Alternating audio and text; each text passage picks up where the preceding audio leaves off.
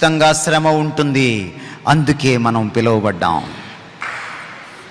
ఒక మాట చెప్పనా మీకు, ముందుగానే ఎక్స్పెక్ట్ చేస్తే డిసప్పాయింట్మెంట్ ఉండదు.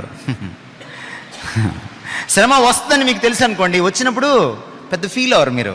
నాకు ముందే తెలుసులేవయా అనుకుంటారు. You will be prepared. మీకు ఇంకో మాట చెప్పనా, శ్రమ పొందడానికి మిమ్మల్ని పిలిచినవాడు శ్రమను తట్టుకుండే శక్తినివ్వడా? ఖచ్చితంగా ఇస్తాడు, ఖచ్చితంగా ఇస్తాడు. మన ప్రభువు నమ్మదగినవాడు. ఒకవేళ మిమ్మల్ని మరణానికి అప్పగిస్తే మరణం ద్వారా కూడా తాను మహిమ పొందడా? ఖచ్చితంగా మహిమ పొందుతాడు. ఎందుకని బాప్తిస్మిచ్చి యోహాన్ని విడిపించలేదు ఆయన? ఆయన అలా మహిమ పొందాలనుకున్నాడు. గ్రాహం స్టైన్స్ని వాళ్ళ పిల్లల్ని ఎందుకు విడిపించలేదు ఆయన?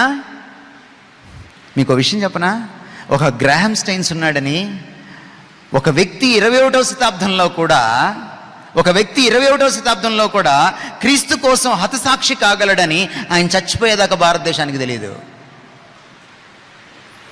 గ్రాహం స్టైన్స్ బ్రతికున్నప్పుడు కంటే ఆయన చచ్చిపోయినప్పుడు ఎక్కువ న్యూస్లోకి వచ్చాడు. ఆయన బ్రతికున్నప్పుడు కంటే ఆయన చచ్చిపోయినప్పుడు క్రీస్తు ఎక్కువ మహిమ పొందాడు.